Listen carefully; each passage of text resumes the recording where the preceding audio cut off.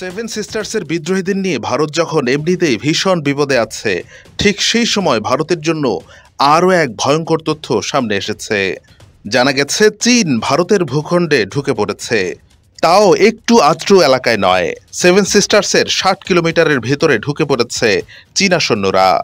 ভারতের উত্তর পূর্বাঞ্চলীয় কৌশলগত গুরুত্বপূর্ণ ৭ রাজ্য বা সেভেন সিস্টার্সের গুরুত্বপূর্ণ অরুণাচল প্রদেশে ভারতীয় ভূখণ্ডে এমনই তাণ্ডব চালিয়ে যাচ্ছে চীনের সেনাবাহিনী। শুধুমাত্র ৬০ কিলোমিটারের ভেতরে ঢুকেই ক্ষান্ত হয়নি তারা। ভারতীয় ভূখণ্ডে ঢুকে অরুণাচল প্রদেশের আনজাও জেলার কাপাপু এলাকায় ক্যাম্পও করেছে চীনের পিপলস লিবারেশন আর্মি পিএলএ। অরুণাচলের স্থানীয় সংবাদ মাধ্যম অরুণাচল 24 ও নিউজ 5 সরেজমিন ঘুরে তৈরি করা এক প্রতিবেদনে চাঞ্চল্যকর এই তথ্য জানা গেছে। দেশটির এসব সংবাদ মাধ্যমকে একাধিক সূত্র বলেছে, কাপাপু এলাকায় কাঠে আগুন ধরানো, পাথরের গায়ে রং ব্যবহার করে লেখা চীনের নাম এবং চীনা খাদ্য সামগ্রীর ছবি দেখে বোঝা যায় সেখানে প্রায় এক সপ্তাহ আগে চীনা সৈন্যদের অনুপ্রবেশ ঘটেছে। ভারতীয় ভূখণ্ডে নিজেদের মালিকানা দাবি করার জন্য অনুপ্রবেশের সময় চীনা সেনাবাহিনী এসব কৌশল ব্যবহার করে বলে জানা গেছে।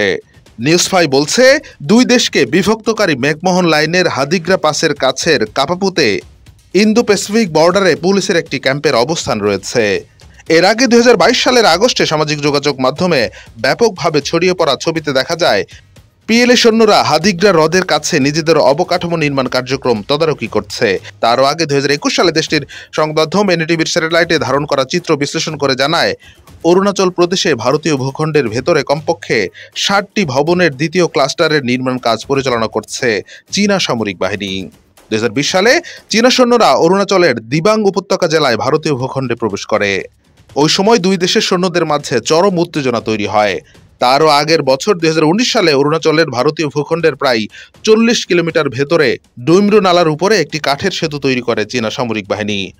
সাম্প্রতিক এই ঘটনার সত্যতা স্বীকার করে অরুণাচল রাজ্যের নারী ও শিশু উন্নয়ন বিষয়ক মন্ত্রী দাসাংলু পুল জানিয়েছেন, স্থানীয়দের মতে চীনা সেনারা কাপাপু জেলায় প্রবেশ করেছিল এবং চলে যাওয়ার আগে কয়েকদিন সেখানে অবস্থান করেছিল। তবে এই বিষয়ে ভারতের এক সেনা কর্মকর্তা জনগণকে আতঙ্কিত না হওয়ার পরামর্শ দিয়েছেন।